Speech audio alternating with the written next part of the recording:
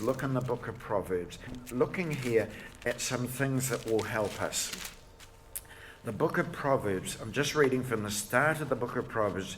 It says, these Proverbs are for gaining wisdom and instruction, for understanding words of insight, for receiving instruction in perfect and prudent behaviour, doing what is right and just and fair.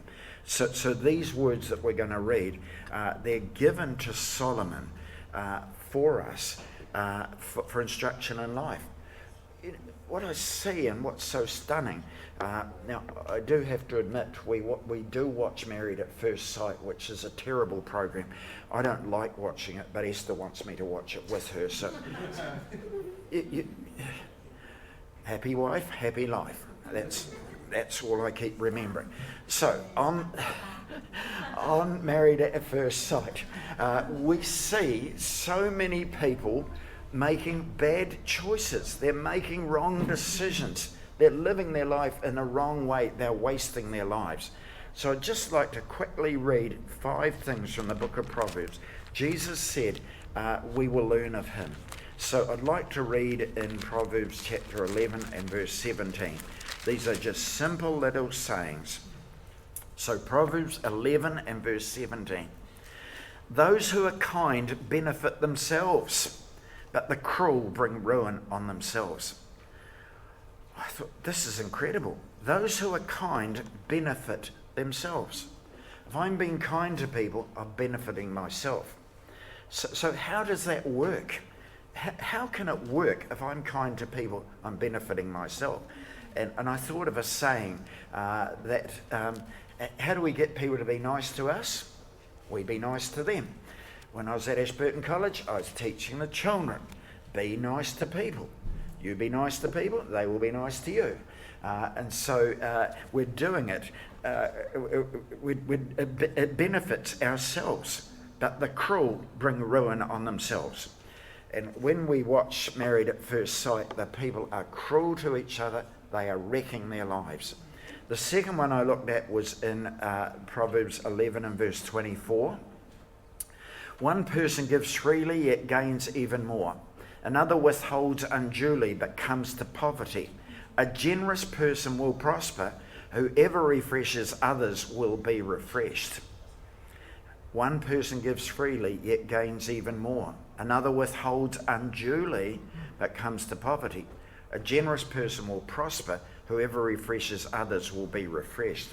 Now, I'm not asking for you to give money to the church. We never do that. But there's a principle here that as people give in the way that they should, then they will gain even more, is what it says. And if we withhold unduly, we'll come to poverty. God is watching us, and one of the aspects of our lives he's watching is what we do with money. And so we want to use money in the right way. And so a generous person will prosper. It doesn't just mean generous with money, it means generous with time, with love, with care of people. So we are generous, and God will let us prosper. Esther has many stories of going into shops and buying things, and it's on a sale price. But when she gets to the counter, and they put it in, they scan it, and sometimes they are very surprised. They don't know it's actually at a lower price. Even after the sale price, it's at a lower price. So Esther has prospered in many ways. And that's just a funny little story, but in our lives, God can make us prosper. And it's not just meaning money, it's prosper in love and relationships with care for us. The third one I'd just like to quickly have a look at is over in Proverbs 13, and it's verse 20. Proverbs 13 and verse 20. It says, walk with the wise and become wise, for a companion of fools suffers harm. We want to walk with wise people. There's a lot of wise people here. They know very good things about life. And so when I was at Ashburton College, I used to say to the students, I can see your future. I can see your future very clearly. They say, you can't see my future. I say, I can. They say, how can you see my future? I look at who you're with. If you're with good people, you will have a good future. If you're with fools, you will suffer harm. So it's important then, our choice is to be with the right people. There are some people that will try and take us the wrong way, and we will end up suffering harm, is what it says. So we want to be with wise people who know about things. We're trying to become wise ourselves, and one aspect of that is be with good people. If we are with fools, our life will suffer harm.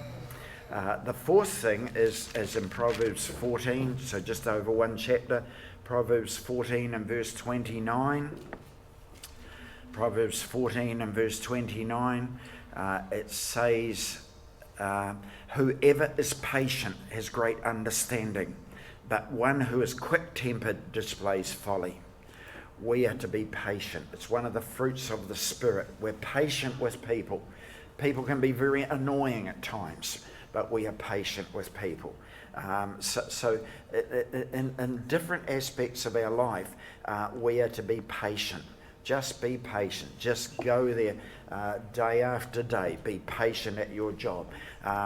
When I was at Ashburton College for about 30, I've been there for about 30 years, they started to promote me. They made me a dean, gave me more money. They made me a head of department and gave me more money again. But this is after 30 years. They were watching me for 30 years. And finally, when the principal was gone away from Ashburton College, they said, "You are the acting principal." I could sit in the principal's office and sit at his desk and run the school of 1,400 students. It was all in my hands. And for 2 hours, I was running Ashburton College. I was very happy. Yes, I was running the school.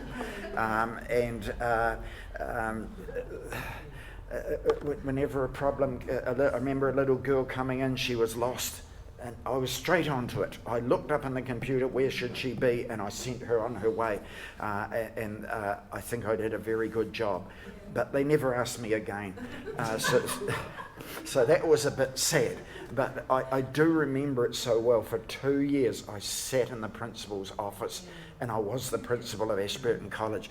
But I had to be patient for a long time. And at one stage, I thought, the dean's job is coming up. I'm here. I'm here. Can you see me? Yes, thank you, Jamalia. I could see. I'm here. They ignored me. So I just had to be patient. So in lots of ways in our lives, be patient. Be patient with ourselves. Because sometimes we feel frustrated. Why are things not better? God's just smiling at us, saying, just stop it. Just be patient. Just relax. You're in my hands. There is nothing to worry about. So be patient is what it's saying. These words are incredible wisdom. We want to live our lives the right way. The last one, you may not agree with this, but let's have a look in Proverbs 30. Proverbs chapter 30 and verse 8. Proverbs 30 and verse 8. I'd forgotten this verse was in the Bible, but Janice reminded me one day that it was here, and I thought this is very, very good. So Proverbs 30 and verse 8 says, "Keep falsehood and lies far from me." That's good. "Give me neither poverty nor riches, but give me only my daily bread." Remember how Jesus prayed, "Give us this day our daily bread." "Otherwise I may have too much and disown you, and say, 'Who is the Lord?' Or I may become poor and steal, and so dishonour the name of my God." So interesting words. Don't give me poverty, don't give me riches, but just give me enough for today. So don't try and be like Elon Musk, who's the richest man in the world, and I don't know whatever he can do with it, but he's somehow up there as though we're meant to worship him, and he can't do anything with that money. So Lord, give me neither poverty nor riches, just give me enough. Okay, so these are very good words of our Lord. So in different ways, Jesus is trying to teach us things.